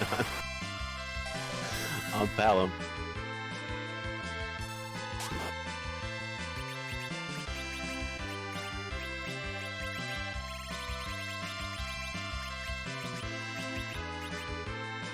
From what I see scheduled, and they are guaranteed to be on the runner's stream, so you can always multicast them if it doesn't happen to be restreamed on this channel. We are going to have a heck of a lot of races, and I know this whole wonderful restream team is gearing up as much as possible. But at 6:30 Eastern, Vitasia and Pirelli have scheduled a match. At 8 p.m., both Coffee and Chocobos and Marty are going to face off, as well as Crimson Avix and Kinda Nerdy Housewife. All four of them are actually in a group together, so that's one entire group all playing at 8 p.m. Eastern. And that's 3 matches scheduled over the course of the last 4 hours. I wouldn't be surprised if we see some more. We've got, looks like a good 15-20 matches scheduled already. So stay tuned. Hop over to the Discord. You will be able to pull up the scheduling. You'll be able to use our bot that tracks everybody who's on the live streams and gather all the intel you need to watch. If you have any favorite runners, if you just like watching, pulling up a multi, if it's a match that happens to not be restreamed, we'll potentially hop into a voice chat and watch as a loose group. But by all means, also feel free to take some time off, because this thing's gonna be running for quite some time here, and I couldn't be happier. Yeah, I believe I saw somewhere that it's going to be running for the next, I think it was 3.5 months. So put us somewhere in November.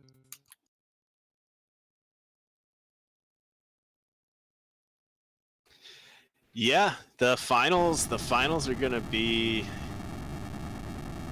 towards the end of the year. It's gonna be that totally different flag set, which I haven't even the slightest idea of what I would do if I do make it that far. How I'm even supposed to begin to approach that. That's gonna be a very interesting change up. There's gonna be a draft with the top 4 runners choosing, as opposed to being placed in for the top 16 of the top 32. This has all been very meticulously organized. We have charts, we have graphs. There's plenty to look forward to. And we see Tybalt back in the fight. He got a couple of levels on his Edward. I was very concerned at first and wasn't sure why he was killing his whole party, but makes perfect sense now. And he's going to give this Zeromus another shot. Get to use that coffin? I was caught up looking through the schedule.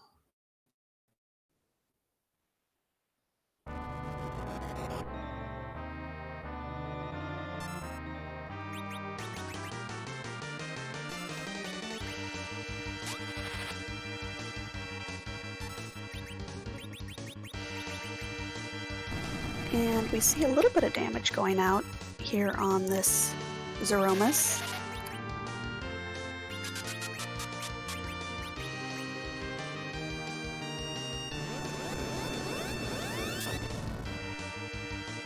Trigger being at 40,000 plus damage. You don't have to be concerned in this opening phase, particularly given the spells that you're working with, that you are going to tip into that reset here. So you're trying to get some damage in, because that just decreases the number of reflected nukes that you're going to have to put yourself through. And it looks like getting a second slow cast off as well, which should, I believe, I don't know any strats, I hope. I think I saw in chat that second slow cast is going to be very, very pivotal to getting Eddie to the right agility relative to Zeromus.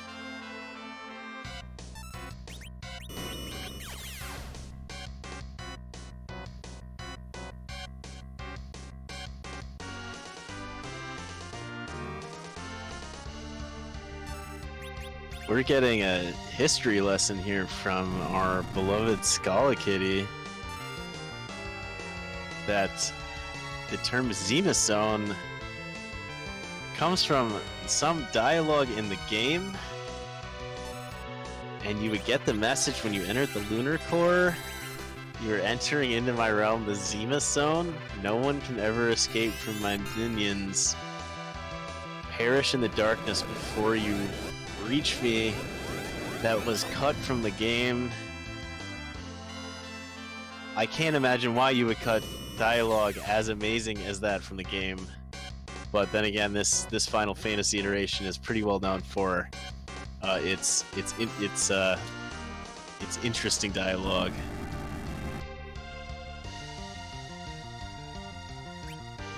But that interesting dialogue did give us such phrases such as "you spoony bard." Yes, I like to think that that was a direct translation from the original.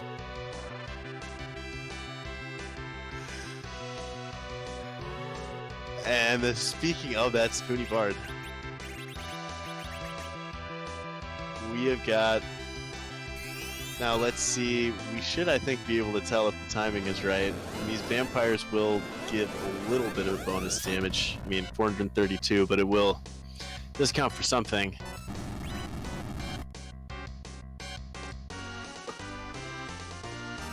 Every little bit counts. That's for sure. And Scala, yeah, I just thought that Highway to the Threemus Zone was just simply a play on the Highway to the Danger Zone song, and not that there was a secondary canonical reference that was buried within that. So I don't know what to do with that piece of information, but I'll certainly store it somewhere for whenever it becomes relevant.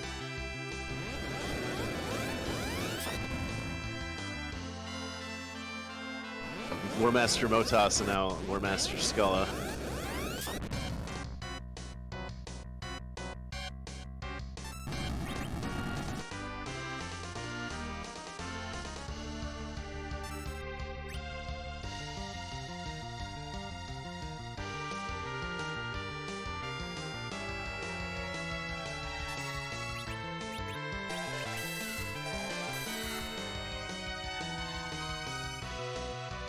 But we see Tybalt kind of settling into the rhythm here.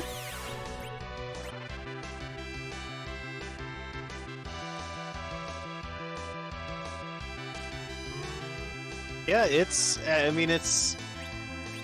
call it straightforward wouldn't be giving credit to the people who are so good at running these and performing these strats that I am so afraid of. However, it is very much, as I've been told, once you have the feel of it, once you put in the time to get how this all runs, you do have a pretty good feel for the timing and everything else. And right as I say that okay, you got one commentator's curse. Now I guess that one was my commentator's curse.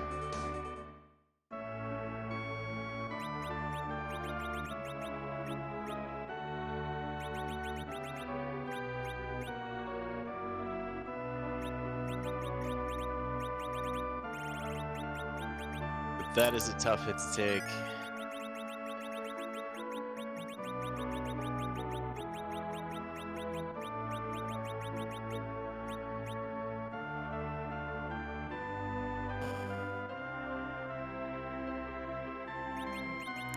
And it looks like Tybalt is kind of regrouping and is going to give this another shot.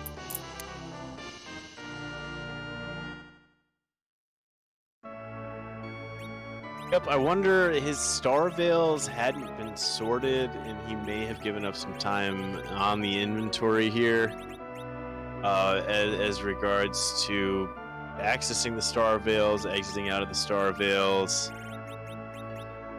And the timing on all of this is incredibly tight. So you do really need to make sure that you're getting your inputs off correctly. Once again, I mean, I don't know. I don't know how exactly the agility needs to be manipulated and the slow cast and things of that particular nature. So I couldn't tell specifically how that would go. I see the power rope is on Eddie. maybe just as a sign of good faith. But credit to Tybalt for giving us that music, resetting out, and being willing to swing at this Threemus with a strategy that is proving to live up to its name, and how intricate and, I would imagine, frustrating if I had ever given it a try.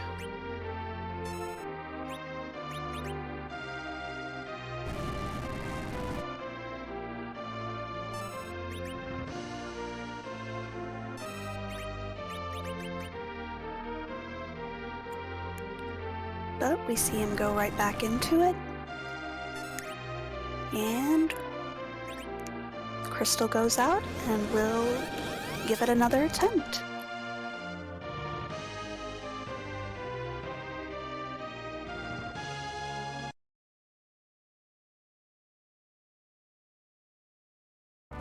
Such a small Threemus sprite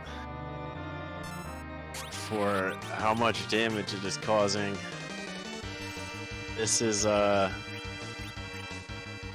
yeah, this is one of those situations where you just, yeah, you need to get into the rhythm of it. I think, you know, having that done come in, I know I've spent time on hook routes that have absolutely drained me by the time I get underground, and then to have to, you know, really get it all there.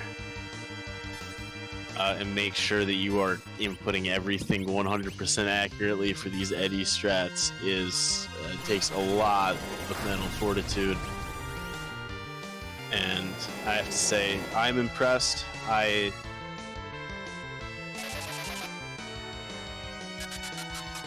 am very intrigued to see if the timing is all set up, because this is something that, again, I think we'll see some Eddie strats, but I don't think very many people are bold enough to give this a try.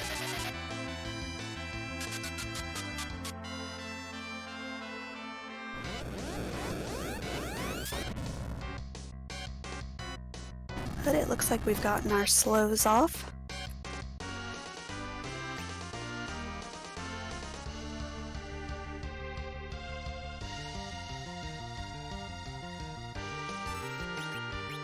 Yep, and he's organized the menu. Yeah, this is something I might have to learn just so that I can talk about it with some authority, because the inputs are alien to me as far as the specific timing of these things. I just know, you know, the basic principles of it are as much as I've taken the time to familiarize myself with, because I'm terrified of getting this deep into a Threemus fight. I've wiped Threemus fights with far more powerful characters doing real damage more times than I would like to admit, let alone running into these with an Eddie and a pack of Starbills in a dream.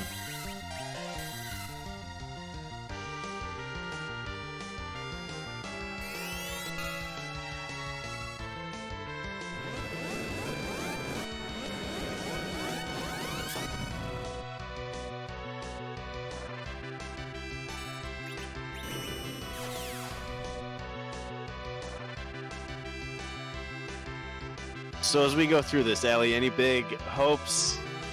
Anything you're most interested to see? Any underdogs? Anything that you have in those notes you'd mentioned for the tournament that we've seen so far from the groups, from the runners, from everything leading up? I'm just kind of rooting for the upsets, the matches that people coming from behind and just kind of seeing the new names come out, take down some of these giants. Yeah, I agree. There are definitely some very established runners in this. I was, you know, it was going to be, this had one of those potentials that even with the way that initial hook route had gone for Tybalt, if, for example, that tower check hadn't led to go mode, if D had gone up to the moon and the moon was haunted, Tybalt would have had a time had he gone, you know, down into the Feymarch and found go mode there. Even if, you know, you happen to not make it through a hook route or you struggle with the boss or anything along those lines, I think these flags, because it's this, you know, complete 3 of 4, because these things could be buried or you could have just walked right past them. You can always make up time in these seeds. And I think we're going to have, in this group stage, I particularly think going 3-0 is going to be a very tough thing for anyone to accomplish. Absolutely. The other thing that I'm very excited about is seeing some of the runners from the original Threemus zone that we haven't seen for a while kind of coming back. Yeah, there were, because I started during the second Threemus zone. Even then, there were a couple names, some people that I'd gotten to know then who weren't in the gauntlet. Are there people in particular you have in mind? Just seeing, like, who was it that it's like, I can't think anymore. I think seeing Somi Leone, Aizen Tayama, these were names that I knew when I watched the Threemus Zone 1, and I'm just thrilled. Yeah, they're cool to see. I know Shoko Sora decided not to play in the Fabul Gauntlet. Definitely somebody I had my eye on, as if I had a wish list of people I was hoping not to have to go against in my group. Flanders is back from Highway to the Threemus Zone 2 and Peasants OMFG. There are, I mean, 117 people, 116 excluding Invenerable, but no one's ever heard of that guy anyway, so it is cool to have all these old names showing up, people I saw when I first started watching these races that got me interested in racing these. I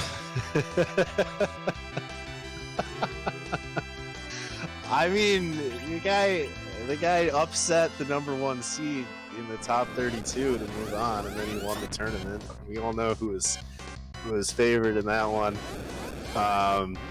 No, in Venerable, I think that everybody's grateful that he took his bye, because I certainly would not have been interested in facing off against him. I don't want to face off against him ever again, but certainly not in the group stage. But this is great. I mean, 29 groups of 4 people. The length of this tournament is going to be amazing. The stories we're going to get to see. The memes I am going to create involving Invenerable that I will be posting in the Discord. That anyone who is watching who hasn't should join. This is gonna be a roller coaster, that's for sure.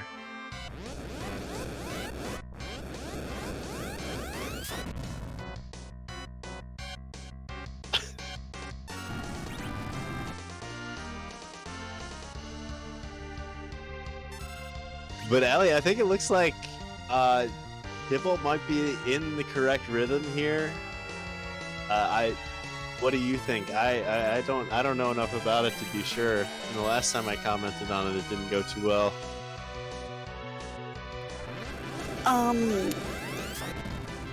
I got distracted.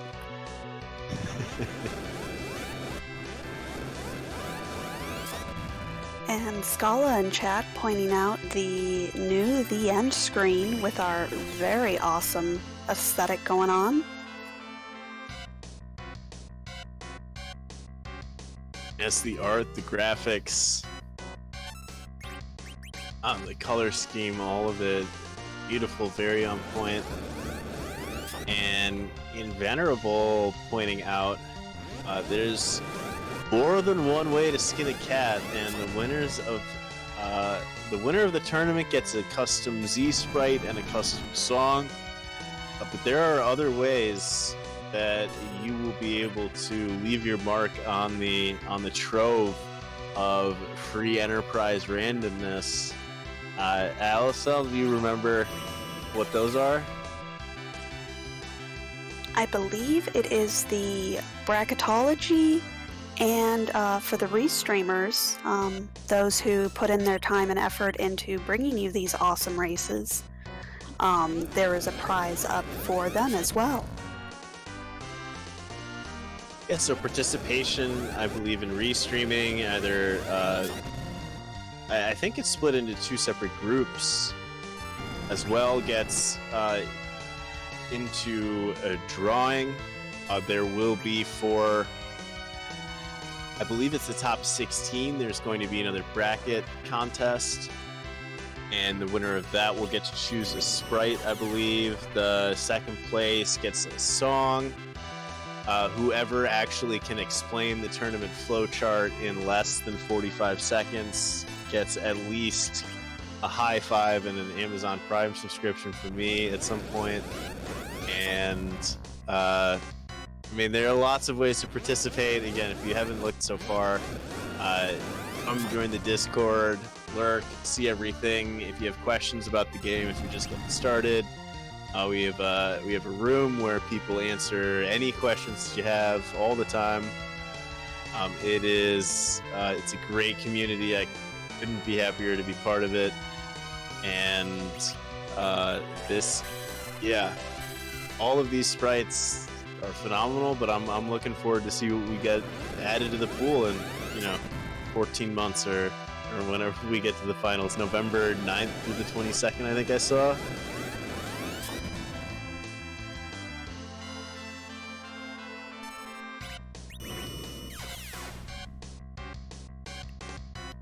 Absolutely.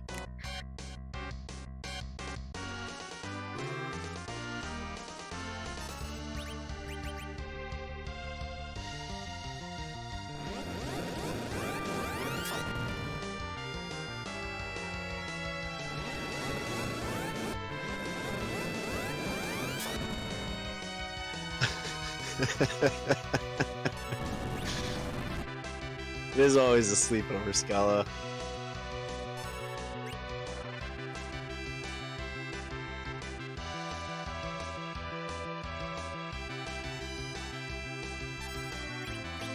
Scala, who's your favorite little rascal? And Leonhardt as well in the chat, pointing out correct. That really all that matters is getting to Zeromus, defeating Zeromus first, and making it through this faster than your opponent is technically a winning result for each one of these races.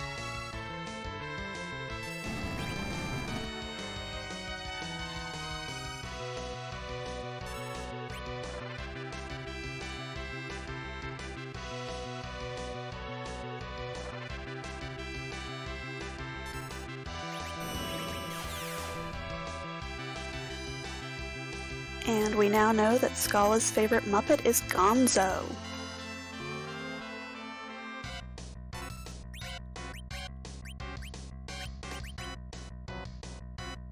I'm a Miss Piggy fan, but that's also because I'm a big 30 Rock Liz Lemon fan as well. But I have to say Gonzo is a good choice.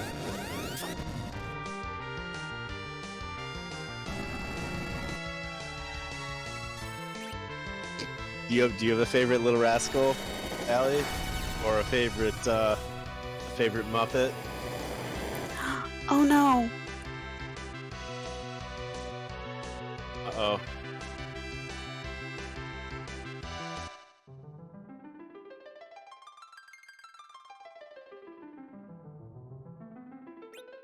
This is the risk that you take with these Eddie strats.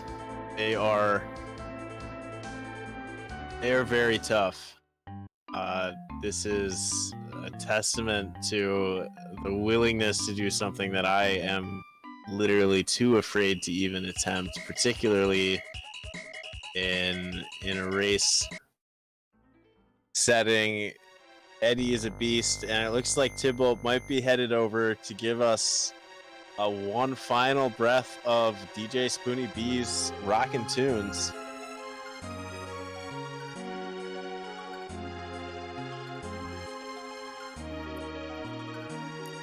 But It looks like Tybalt is going to go ahead and end it for tonight, but he did a wonderful job.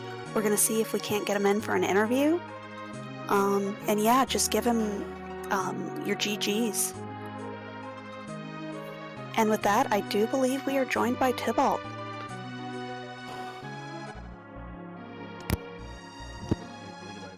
There we go. Yeah, we can hear you. GG, that was a heck of a seed that you just ran right there. Yeah. Right there at the end, I mismenued, and that's what shot the Edward strats down at a final time. You had made it pretty far. If you watch this back, you'll see Dia ran into, equal problems in that hook route, more with the dolls, but took several wipes to the dolls. This was not a seed that I would have liked to have played in a race, that's for sure. Oh yeah, as soon as I saw the Yang there, I made instant regrets, like, I should have kept the Cecil. Should have kept the Cecil. Well, and that seed certainly wasn't going to give you another one. No, it wasn't. It wanted to be the crowd pleaser. It wanted to give you Edward strats. It was 4 Edwards, I think? It was 5. It wanted to make sure that even if you passed on an Eddie, that, if you wanted one, you were going to get an Eddie. Yeah, I'm sitting there going, okay, Edward. Fine, I'll give you Edward strats. Fine. And I wanted to keep the one silk web I had, which I ended up using on the Yang to help out. And halfway through the dolls fight, I realized, wait, I have Odin on Rydia. Well, and you definitely had a much easier time getting that Odin to stick. If I put her in the middle spot, I'm not sure if it would have helped out more. I know I did have a Sorcerer Robe and a Tiara on Rydia to help out, but I think putting her in the middle slot probably would have helped out a bit more. I will say I did like how I decided to show everybody some fun by making Mylan disappear. That was a crowd pleaser. I've never seen that, so I was like, did we break the game? I remember the first time I did that myself, I thought I broke it too. I did not know that existed as a thing. When I saw the animation go off, I was really confused because right after it went off, Rosa shot the bow at nothing and hit it for some amount of damage. And I've seen Rosa shoot a dead body on your own team for damage before, so I just thought that was some sort of glitch like that, not that he was just still kicking in the shadows. Yep, I think I remember if it's something to do with the particular sprite doesn't have the boss bit, but he himself does, so the game doesn't know what to do. Weird. But, you got any questions for me? Well, Allie? I would just say, kind of what are you looking to next with your group? Well, the group that we have, I think we've got King Potato and Super Piccolo, yeah. I knew looking at the fight, those are 2 names that I actually haven't seen too much in the community. I have seen King Potato. When I was looking at the names going, I might be able to do a 2-1, the one loss being with Dia. I don't know about the other 2. We'll see what ends up coming to be. This one against Dia, it was a complete toss-up. It's hard to say, because she's so good. Yeah, I think everyone in the community is pretty familiar with Dia winning races. And you certainly owned up and decided to not waste any time in diving into that fight. Yeah, I after a while when I looked at I supposedly had the correct agility for Edward, but it just didn't work out, him only being at 18, so I had to go get some more levels both on Sid and Edward, one, for Edward to get more agility, and two, for Sid's agility to drop. Because that's one thing with Sid's agility is that it drops as he levels up. So, little tip for agility manipulation.